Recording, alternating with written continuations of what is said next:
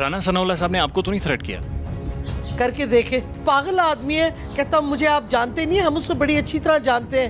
عابد شریف علی کے باپ نے کہا تھا اس نے 18 قتل کیے ہیں, ماڈل ٹاؤن کا قاتل یہ ہے, ہمیں پتہ ہے یہ غنڈہ ہے. فارن آفس نے شاہ محمود قریشی کو خط نہیں دکھایا؟ کچھ دنوں تک نہیں دکھایا.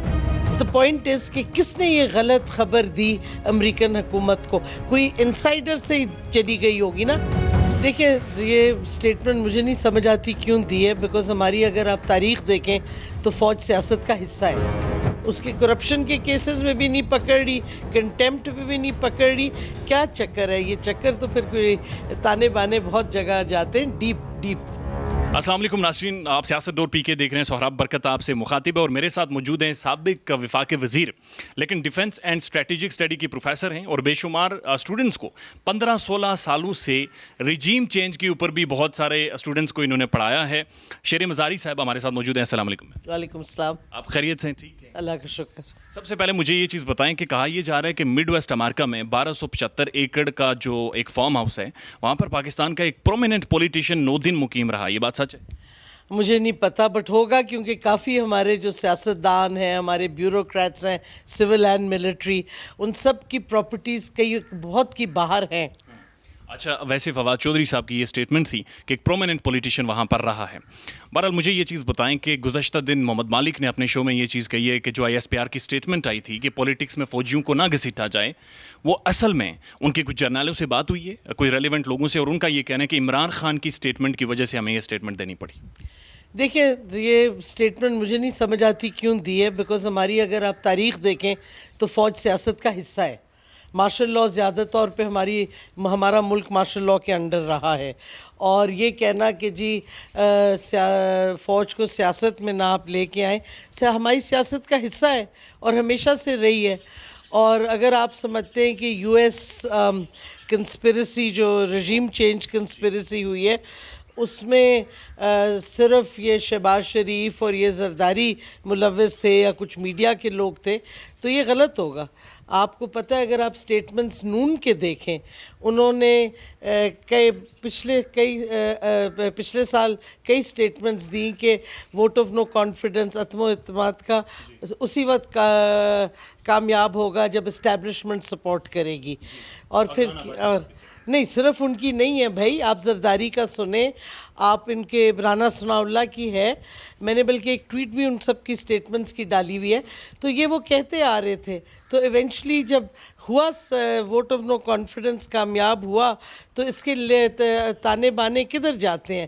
American conspiracy, regime change conspiracy, اور جو لوکل سارے لوگ ملوث تھے اس میں. اسی وجہ سے تو ہم کہہ رہے ہیں آپ جو سپریم کورٹ ایک کمیشن بنائے اور اوپن ہیئرنگز ہوں تاکہ پتہ چلے.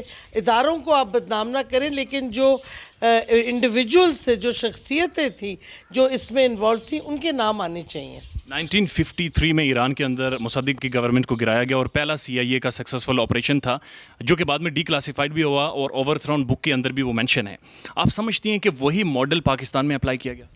بالکل, کیونکہ آپ دیکھیں پہلے انہوں نے, اور یہ UK اور امریکہ کی جوائنٹ رجیم چینج کنسپریسی تھی تیل کے اوپر, کیونکہ مصدق نیشنلائز کر رہا تھا آئل کمپنیز کو. تو برٹش آئل کمپنیز اور امریکن آئل کمپنیز کا وہاں بہت بڑی انویسٹمنٹ تھی. تو انہوں نے کیا پہلے کیا, انہوں نے پہلے پیسہ دیا میڈیا کو, پھر انہوں نے جو کیا کہتے اس اپوزیشن والوں کو ون اوور کیا, پھر ان میں ڈسیڈنٹس جو مصدق کی اپنی پارٹی کے تھے ان کو کیا. جب پوری ایک کنسپریسی تیار ہو گئی پھر اوپن مداخلت کی اور رجیم چینج ہوئی, مصدق ہٹایا گیا, شاہ آف ایران کو لایا گیا, اور بعد میں ایران کے اندر انقلاب آیا. وہ خیر ایک ڈفرینٹ. یہ صرف نہیں ہے, چلی میں بھی ہوا ہے.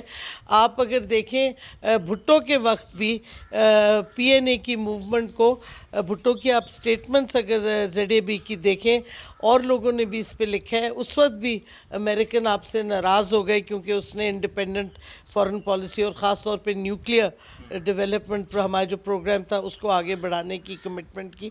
تو یہ ہوتا رہتا ہے, یہ دنیا میں کوئی نئی چیز نہیں ہے امریکنوں کے لیے, بہت جگہ یہ کرتے ہیں. ہم نے پڑھا بھی اور دیکھا بھی 1980s میں تقریباً 21 ریجیمز انہوں نے لیٹن امریکہ میں چینج کیا, اور ورلڈ وار 2 کے بعد تقریباً 92 ریجیم چینج دنیا بھر میں امریکہ نے کی ہیں. مجھے یہ بتائیں آپ ریجیم چینج کتنے عرصے سے پڑھاتی رہی ہیں یونیورسٹی؟ نہیں دیکھیں, رجیم چینج ایک تاریخ کا حصہ ہے.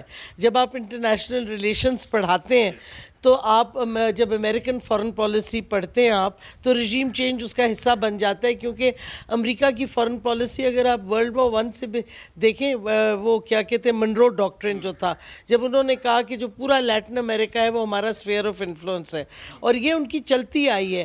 آپ نکراگوا میں دیکھیں جب لیفٹسٹ گورنمنٹ آئی سینڈینسٹاز کی, انہوں نے رجیم چینج کی, وہ پورا ایک کرنل نارتھ کا تھا کانٹرا کو جو انہوں نے ویپن سسٹمز دیے, انہوں نے نکراگوا کے ہاربر میں بامبس ایکسپلوسیوز پلیس کیے, جو آئی سی جے نے اوپینین دیا کہ یہ انلیگل ہے. تو یہ امریکہ کا it's part of their foreign policy, their game as well, اور ریاست اس طرح سے کام کرتی ہے. مجھے یہ چیز بتائیں کہ پرائم منسٹر خان, سابق وزیر اعظم خان کا یہ کہنا ہے کہ اس کانسپریسی کا جو مین ہینڈلر تھا that was Nawaz Sharif London میں بیٹھ کر. جب میاں محمد نواز شریف صاحب پاکستان سے باہر گئے تو خان صاحب یہ کہتے ہیں کہ اس وقت آپ کیبنٹ میٹنگ میں رونا شروع ہو گئے اور آپ کے آنسو نکل آئے تھے. میم کیوں آپ کے آنسو نکلے؟ بات سنیں, آپ کو بھی پتہ ہے خان صاحب مذاق کر رہے تھے, لیکن نہیں, آئی تھنک مذاق تھا.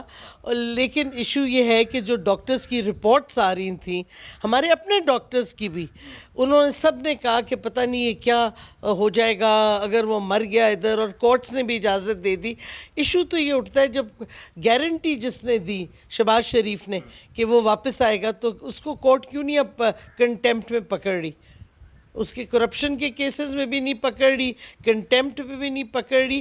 کیا چکر ہے یہ چکر؟ تو پھر کوئی تانے بانے بہت جگہ جاتے ہیں, ڈیپ.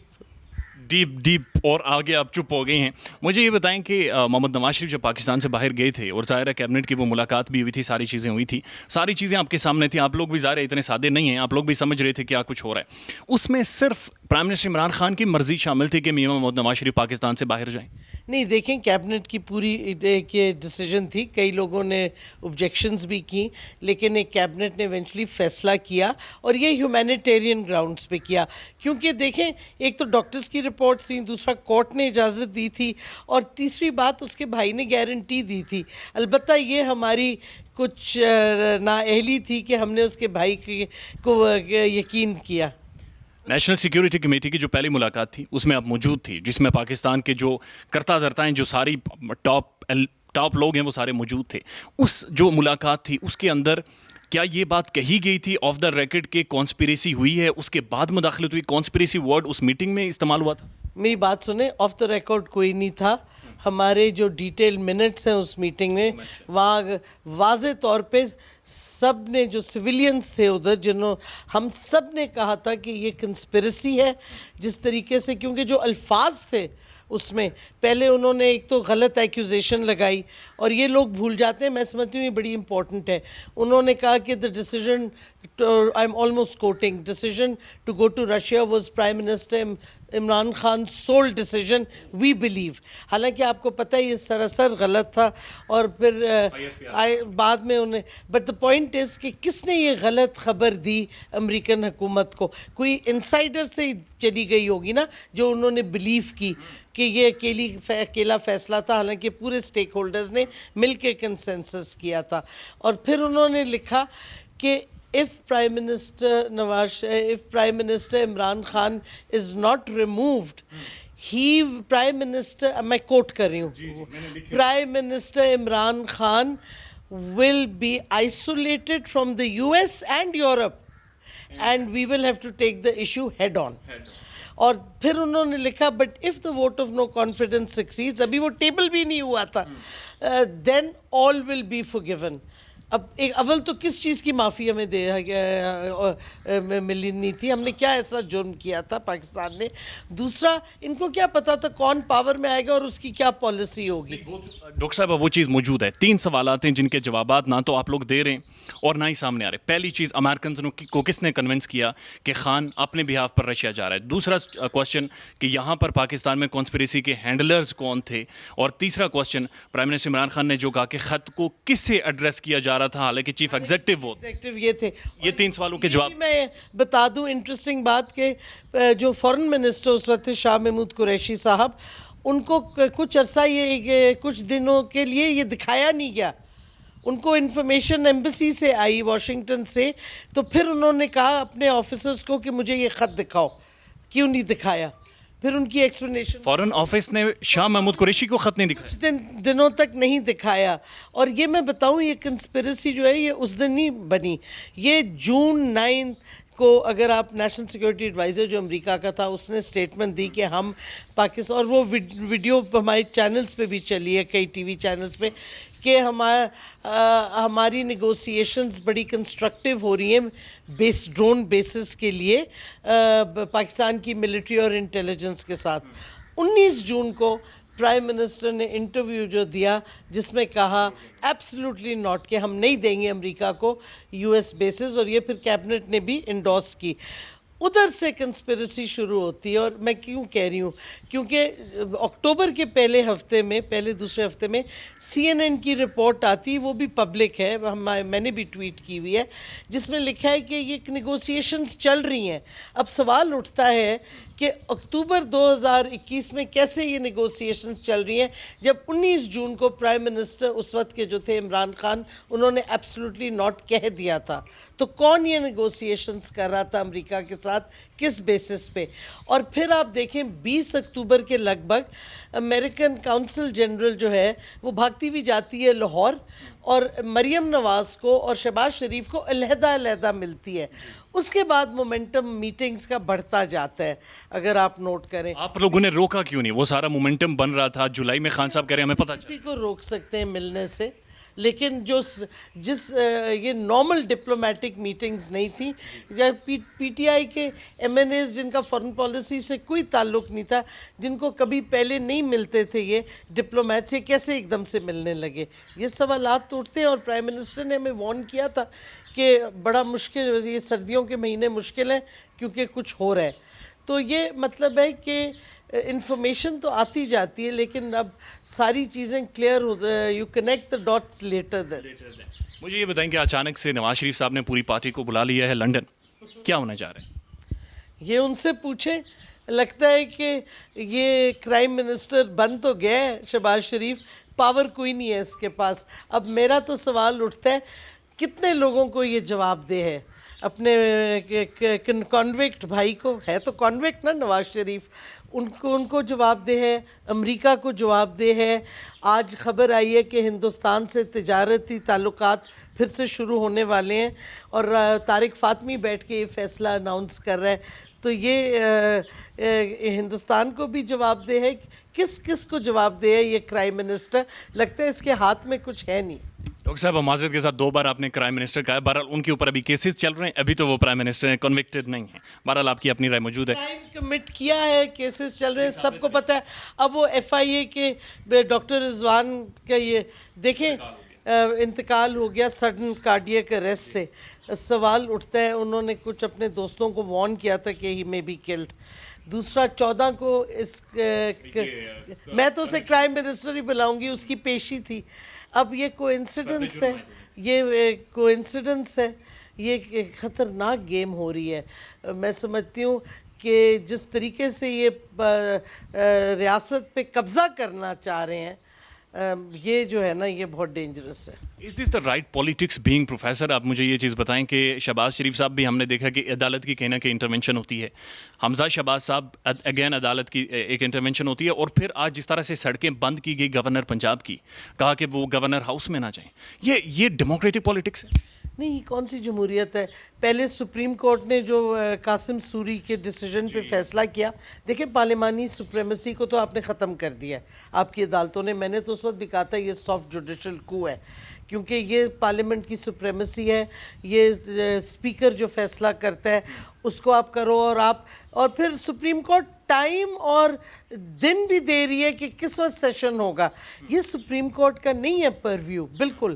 اور حمزہ کی تو جو سو کالڈ الیکشن ہوئے, مجھے بتائیں دنیا میں کہاں ہوتا ہے کہ ایک لیجسلیچر میں اسپیکر کی سیٹ خالی ہے, گیلری میں کوئی میگا فون پہ چیخ رہا ہے اور الیکشن کنڈکٹ ہوتا ہے. یہ تو سراسر انلیگل ہے.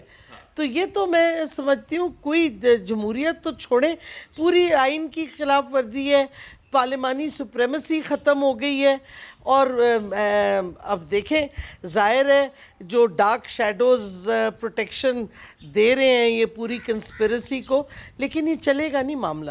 اب مجھے پتا آپ کے پاس ٹائم کم ہے, 2 مختصراً سوالات. ارشد شریف صاحب یہ کہہ رہے ہیں کہ لنڈن میں NRO 2 دینے کی کوشش کی جا رہی ہے.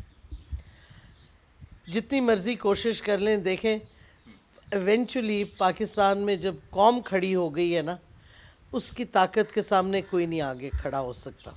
ارلی الیکشنز ہو جائیں گے, ہونے چاہیے. قوم یہی ڈیمانڈ ہے ہماری کہ الیکشن ہوں اور جلد از جلد ہوں. اسمبلیز کا, نیشنل اسمبلی تو مذاق ہے نا, 100 سے زیادہ ممبرز نے استعفیٰ دے دیا ہے. کس طریقے سے یہ چلا رہے ہیں, تماشا مچایا ہوا ہے. تو آپ کو انٹرم گورنمنٹ فارم کریں, اسمبلیز کو ڈیزالو کریں, الیکشن کرائیں, اور کوئی طریقہ نہیں ہے. انسٹیبلٹی ہے, آپ کی معیشت تباہ کر دی ہے انہوں نے, مہینہ ہوا ہے اور بالکل تباہی پھیر دی ہے. رانا ثناء اللہ صاحب نے آپ کو تو نہیں تھریٹ کیا؟ کر کے دیکھے. اچھا, کوئی ڈر نہیں؟ نہیں, پاگل آدمی ہے, کہتا مجھے آپ جانتے نہیں ہیں, ہم اس کو بڑی اچھی طرح جانتے ہیں. عابد شریعلی کے باپ نے کہا تھا اس نے 18 قتل کیے ہیں, ماڈل ٹاؤن کا قاتل یہ ہے. ہمیں پتہ ہے یہ غنڈہ ہے, لیکن اگر یہ سمجھتا ہے کہ عمران خان کو وہ گھر میں بند کر سکتا ہے یا ہمیں نہیں گھر سے نکلنے دے گا, اس کی غلط فہمی ہے. ہم اس کو بڑی اچھی طرح جانتے ہیں, وہ ہمیں نہیں جانتا. بہت شکریہ میڈم.